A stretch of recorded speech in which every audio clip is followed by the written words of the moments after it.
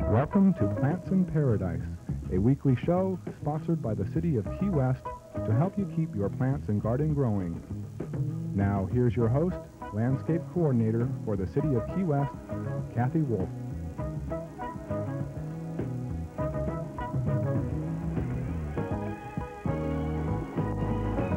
Welcome to Plants in Paradise, a show which will explore some of the different perspectives of our tropical plants and our tropical environment. Today my guest is Jody Rosenblatt, landscape architect. Welcome, Jody. Thank you. Pleasure to be here. Great. It looks like we've got a lot planned for today's half hour. I want to start out by learning a little bit more about the profession of landscape architecture. Now, your office is in Key West, is that right? That's right. And you've been practicing in town for a while now, what, a couple of years? A couple of years, yeah. I left the north and came down about 3 years ago and started practicing up in Big Pine and then moved down to Key West and opened an office with my father, and it's been about 2 years now that I've been practicing, but registered only for a year. So you're familiar then with the different conditions, growing conditions and different plants of the 40 keys. Yeah. My first job was in a nursery with the attempt to learn as much as I could about plants, and learned a lot about the exotics, and from you and Lois and a lot of other people learned a lot about the natives, which became my true love. So. What exactly is the profession, or is landscape architecture? People have different concepts of the type of work that it involves. But here we have one. Here we have one. Yes. What is it? Well, if you had about 10 of us here, if you had 10 of us here, you'd get 10 different answers. It's a profession which was founded 100 years ago, and it was founded by a man who designed Central Park in New York City. Olmsted. Olmsted, right. Now, he was an engineer. He was also a horticulturalist. He was also an architect. And when you added together the engineering and the architecture and all the plant knowledge and soil knowledge that he had, he decided that he was none of those things individually, but in fact what he called himself is a landscape architect. So landscape architecture went from that period of time 100 years ago to what it is now, where you'll find landscape architects working on regional resource management and marine habitat planning, all the way to private gardens, and that's what we're going to do today. The plant world. And well, it sounds like it takes a bit of training then, and a bit of information to practice. What kind of background do you have? Well, I got for people that are interested and would like to know more about possibly entering the profession. There are several ways to enter the profession. I entered it from a purely academic route, really. I got a bachelor's in fine arts in painting in 1976, and decided that I love plants and people too much to just drift off into the world of painting, and started studying horticulture and architecture, and went on for my master's degree at Harvard University, which is one of the best schools in landscape architecture in the country. And I received my master's exhausted and came to the Keys to recuperate and wound up staying. But there's another way to enter the profession as well, and that's that if you've worked in a nursery for 6 years and you're working for a registered nurseryman, you are then eligible to take the board exams, which is a 3-day exam, and you can do that. If you have a bachelor's degree, you have to work for 2 or 3 years. If you have a master's, you have to work for 1 year afterwards, in a kind of apprenticeship. So you can do it through an experience base or an education base. That's right, that's right. But it still takes a bit of time. It takes quite a bit. There's a lot of information to know. Okay. So. Jody is going to give us some information on the design process, the type of things that she considers as she develops a planting program for a home or a business or, any situation. So, Jody, take it away. I love this house. It's a beauty. This is just your typical house. No, this house was designed by my husband, who's an architect in town here, and my father, who's my engineer partner. It was never built. It's too expensive to build. But what I wanted to show you was what kind of thinking process a designer will go through when they're trying to put together a design around their home. This example is a pretend example. This is a single-family house on a single-family lot that's covered with pea rock, and we have no existing trees. So we're going to start with what basically is a blank sheet, which is the way a lot of us start here in the Keys. Now, there are certain design objectives that you want to achieve right off the start. One is that you want to be able to satisfy what your needs are in your yard and the kind of lifestyle that you have. Someone with 2 kids has a different need around their house than somebody with a family of 2 older people who've retired.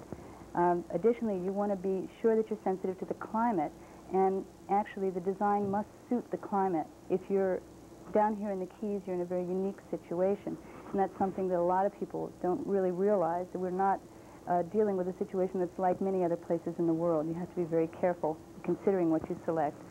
I always like to try to illustrate the natural harmony between man and his lifestyle in his home and the environment that's around him. It's more of a philosophical very important thing in the Keys approach. too, with with everybody living outdoors that we have, and the year-round climate, like you say, favorable climate. Yeah, and then there are lots of things, but of course you always want to make the place look beautiful, and that's pretty primary. Mm-hmm. So landscape architecture deals with a lot of different materials. We deal with plants, we deal with brick, we deal with wood. When we're building decks, we deal with soil and rock and water movement and earth form and irrigation systems, and there's a whole myriad of things that we could get into. But today, for this program, I just wanted to talk about plants and how to design with plants. And we'll be using this home then as an example of that process and see what we come up with. Yeah, let's try it. Okay. The first thing that you've got to do whenever you're working with plant materials is to understand what the site existing conditions are. Now let's pretend that I'm at the north of this site. Right. It's always a good idea to know where north is, because from knowing where north is, you can tell which way the wind is blowing, you can tell where your north winds are going to come from, you can tell where your sunrise and your sunset is. So in this case, this would be the southeast coming up this way. That's the really wonderful breezes that we have here in the summer. The winds in the winter are coming in from this direction. What we want to do in design is open up to the breezes that are coming in the summer and close off to the ones that are coming in the winter. Also, so we have natural air conditioning and cooling as it much would be as possible. That's right, and you can accomplish that with just the plant material placement. I could place a tree here, for instance, and completely block this house, that whole first floor, from getting any natural ventilation. The wind. So that would be just a mistake. With proper understanding of what the natural conditions are and what your existing site is and what its orientation is, you can avoid 100 of mistakes like that and be able to save on your electric bill as well in the summer. Well, it sounds like one of the important things of the design process then is, before you plant, to have a plan. That's right. You That's think right. this through, and from that then you develop a plan. But the thing is that before you can even come up with a plan, you need to know what your needs are. In other words, it's better to think, I want a tree. That's not the best thing to think. The best thing to think is, I need shade. Now, what's the way to accomplish it? Okay? So where we are now in the design process, we're saying, what are the needs? What are the things that exist on the site? Is this a wet area over here? And it is in this case. And if it is, then it has certain sensitivities that won't be available on elsewhere. other parts of the lot. Right. All right. So once you understand your site and also your lifestyle, like you and I, if we got a house together, we'd have we'd like a pool and maybe and a jungle, huge nursery in the back, and we'd like to have a vegetable garden over there. Whereas somebody who doesn't have the time that we spend on maintenance, that we would naturally spend, maybe somebody just wants a really beautiful display, but they don't want to touch. With less care. Right. So they would just use a few trees here and there, and maybe work more with rocks and decks and some of the different material. Different textures and materials. Like, for instance, something like this is a really interesting. This is Chattahoochee rock, which is a material that is used for a ground cover. I use it a lot. As you can see, it's a bit different. Oh dear. Than the pea gravel that is more commonly used. That's right. This is just a different color. And actually, this is better because it's not going to disturb the soil chemistry as much as this will over time. So if you were to use a rock instead of grass, then your maintenance isn't as great. But these are things that you have to understand in the inventory, in the beginning process, where you're trying to figure out what your existing conditions are. That's when you have to make your decisions about how much maintenance are you willing to put in, what kind of a budget do you have. You know, do you feel like being out in the garden every day, or don't you? And until you make those decisions, you really shouldn't go further and select a tree, because you might accidentally pick up one that requires a lot of work. As we were looking at the two different types of stone, you mentioned something about changes in soil chemistry. Can you tell us a little bit more about that between these two types here?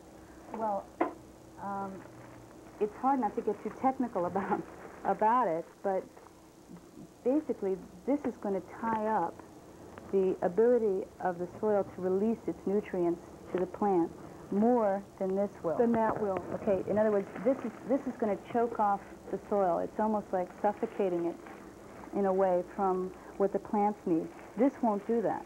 This will allow the soil to keep alive and allow it to hold and let your plants grow a lot healthier. Contain the air and the moisture needed for the plants. Right. And So this is really something that is on my hit list. I try as often as I can to convince people, don't use white pea rock. If you must use rock because it's low maintenance, use this, which is called Red River rock or Chattahoochee rock sometimes. As you can see, it's very alive, really active stuff here. Okay. Well, on in the design process, once you understand what your family's needs are and what your site is, where the wet areas are, the summer breezes, where you might want some shade, because this would be the west, right? Then you can go ahead and come up with the idea. so that's the next stage. That's the next stage. Now, the first step then is the landscape architect or the designer as scientist. You're looking, observing, recording, understanding. Second stage, the idea. This is the landscape architect as an artist. And that's where you say, well, let's see now, you know, you've got all the knowledge about the site in your mind. You know that your house is facing north. You know you want to block that. You've decided you want to plant something, but this is a wet area. You've decided you want shade on this side. You want to put a little vegetable garden back here, but you don't want to see it. So you know you're going to need a block there. You know you might want to carry the line of the house down out into the backyard for creating a really nice space here, which is going to be a sunny area, open in order to allow that summer breeze to come in. That's your idea or your concept. It's important that that concept comes from knowledge of the site and knowledge of what your family's needs are or your own needs. So, all right. Before I start showing how that basic concept of the wet area, how can we plant that? The shady area that needs shade, how can we create that? The hedge, what can we do to block the visibility? And how can we extend the line of this house out and open up for that southeast breeze? Why don't we take a little break? All right. And just get all our plant materials. We'll take a few moments here. Our guest this evening is Jody Rosenblatt, landscape architect, and we'll be back in a few moments to see how the concepts and the listing of different factors on the lot can produce a more beautiful home.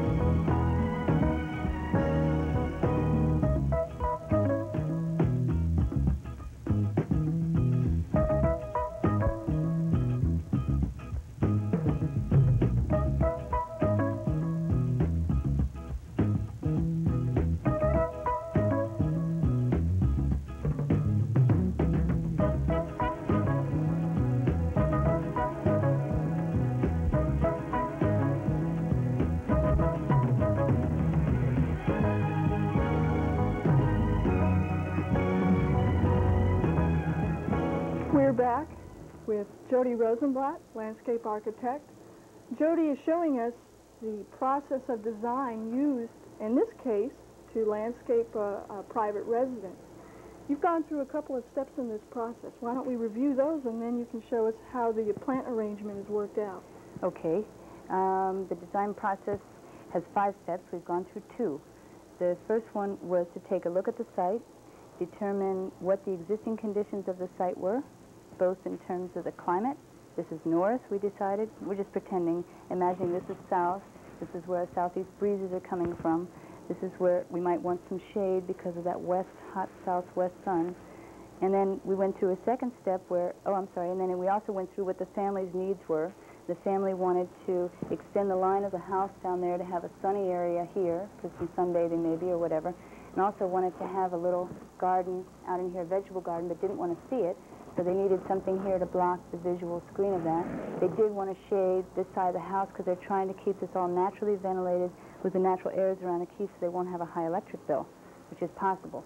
They also had a wet area over here, which they wanted to put some plants in just to make it look a little bit more pretty, or prettier. Now that was the inventory of what their needs were and everything, and then with the second step of the process after taking a look at what the existing conditions were, was to look at or develop an idea from an understanding of those existing conditions. Some of those ideas we've gone through already. We want a shade tree. We want a visual hedge. We want a line of trees here to carry the house line down and open up to that southeast wind. We want to have some planting up in here high, maybe frame a little moonrise as the sun or moon comes across the sky like that. We want to be able to block this north side from that cold wind. That gives us the basic idea. It doesn't come out of anything except an understanding of what the existing conditions are. So now we've got 3 more steps that we're going to go through. The next one is the one that is called putting it on paper. This is where you can draw. Let me show you. It's not too hard to be able to draw on paper that's already blocked into little boxes. If you just measure off your house and your yard and then decide that each box equals 10 feet, you can recreate that drawing a little bit of what your site is. And then in this case, what we're doing instead of drawing is we're going to use this model. So what we decided to do was go through the process all in 3-dimensional form to help you understand what the thinking is. Often putting it on paper or the design development is done with several different drawings. One is the planting plan, one is the grading, the irrigation, if you have it, the asphalt, and where you want rock and driveways to go and things like this. But for now, we're just going to do the planting plan. So we're going to pretend like these are real plants, and we're going to make up the design as we go from that idea.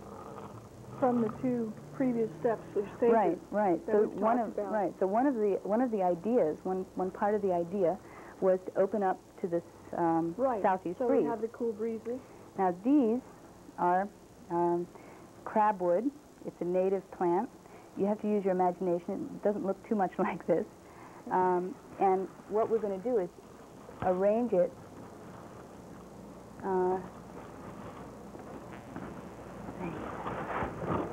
so that we extend the line of the house towards the southeast. This will also be that visual screen on the... Well, we're going to turn the corner for the visual screen.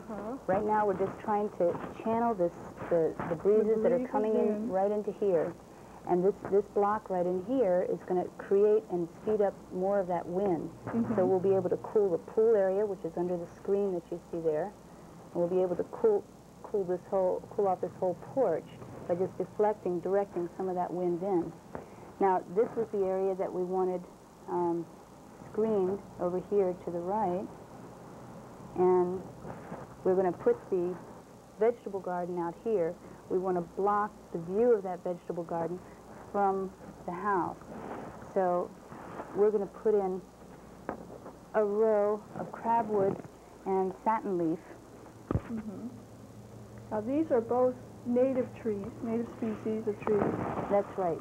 And what, medium-sized trees, say 20 feet in height? But they'll branch pretty low to the ground. Now that a lot of what makes you select one plant over another is its form, its mature height. That's very important. Right. And how much opaqueness or openness it has. Like, for instance, the buttonwoods that we're going to use to plant in the wet area are very suitable for for planting in wet soils, and they also have quite a different form, as you can see. That's a tree. It's taller. You can see the trunk of the tree. It carries its leaves in clumps. And this is, of course, we're using a lot of imagination here. But if we wanted to get a really nice frame back in here of these buttonwoods, we'd be able to do it pretty easily, as long as we kept in mind what their mature height is. Now you can see these are almost up to the second floor, whereas the little plants that we had down in here, the crabwoods and the satin leaves, barely reached the first floor, although at maturity they would probably be a bit higher than that. Now these are using the natural form of the plant, which is what I like to emphasize, because most people are not very skilled or very willing to prune their plants properly. We're just going to put one little cabbage palm. Cabbage palm. Well, sort of. Right. It's got to use your imagination. Imagination is a big part of design. Okay. Now. Looks good so far. Okay. So what we've done, we've channeled the wind in towards this from the southeast into the house. We've screened off a little bit of the view of the vegetable garden out here, and we've been able to plant all of these wet-loving plants in this area. We needed to know a lot about the plant material in order to make those selections. It's very critical that you explain to the nurseryman when you're going to buy a plant material what the conditions of your site are, so that he won't recommend a plant for this area that won't grow in wet sand or wet soils, and that if you want to hedge, he won't give you a plant like this, which is not going to visually screen very much at all. You also mentioned an important thing in knowing the mature height of the tree. You may buy a 5 or 6 foot tall tree at the nursery, plant it very close to your house, and later on have some headaches. Right, because as you can see from this one, bad problem. At our scale here, you know, we're looking at a spread of maybe 25 or 30 feet. So even though the original plant that you plant is only maybe this wide, it's going to eventually be 20. So if you're not at least 15 feet from your house, you're going to wind up having to branch into your house. Now, you know, the other thing to look out for are these overhead wires. Like, for instance, if I had a telephone pole here and I had wires coming down like that, I'd want to be very careful about where I planted this tree. So when you're about to plant a tall tree, look up and make sure there are no utility wires overhead, because you can really get into trouble with, you know, a lot of maintenance problems and ultimately a very ugly-looking result as you hack away at the tree to keep it off the wires and everything. It's a mess. Okay, so now we've gotten 2 parts of our idea, or 3 parts of our idea. We've gotten the wind to come in.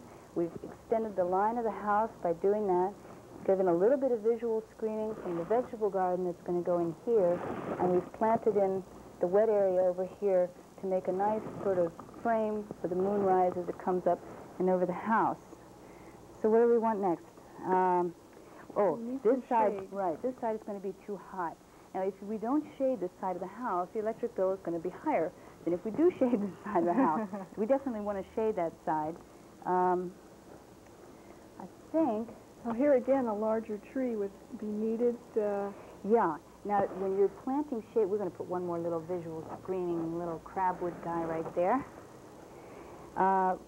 When you're building up a shade arrangement, those are the trees that you want to make sure their mature height is 35, 40 feet if you can down here, which is pretty high for down here.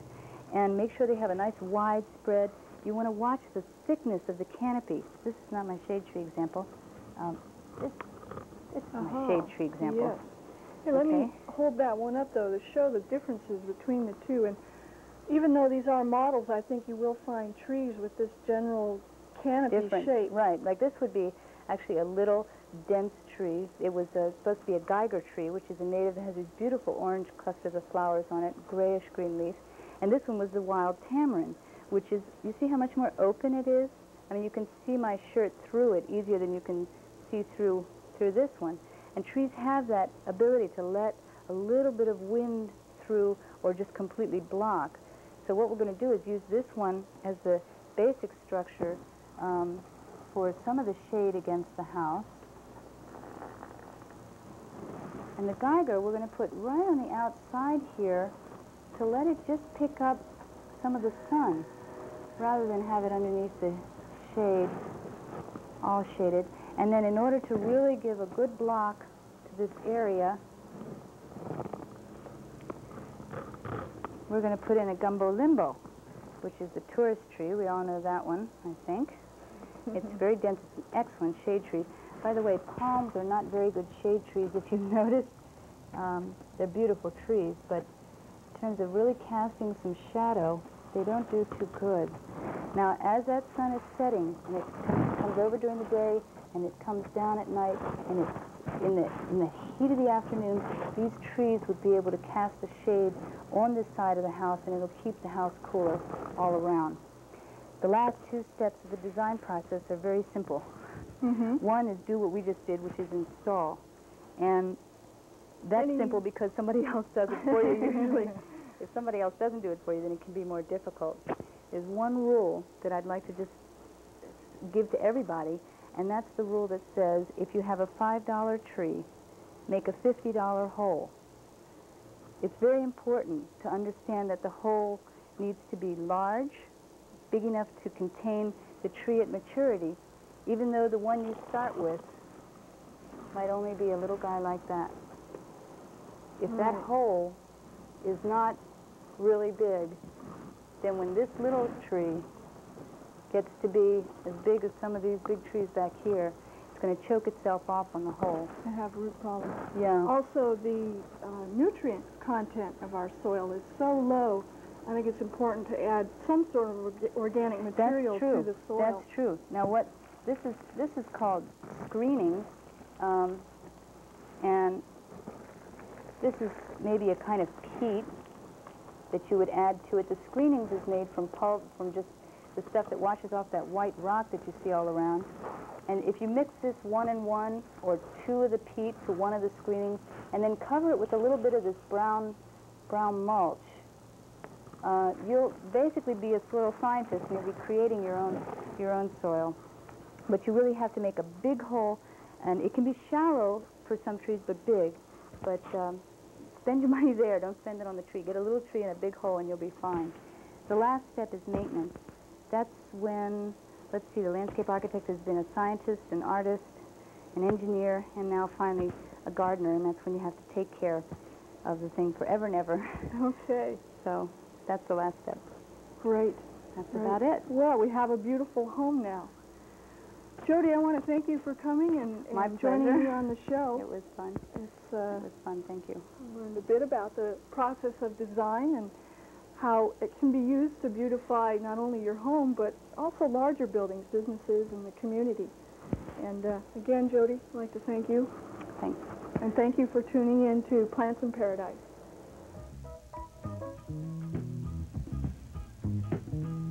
Plants in Paradise is sponsored by the City of Key West. Gardening product brand names are used for informational purposes only. Such mention does not constitute an endorsement of a product over others that may do the same job while used in a similar manner. Questions or comments on today's show can be sent to this station, Telecommunications Incorporated, 1700 North Roosevelt Boulevard, Key West, Florida, 33040.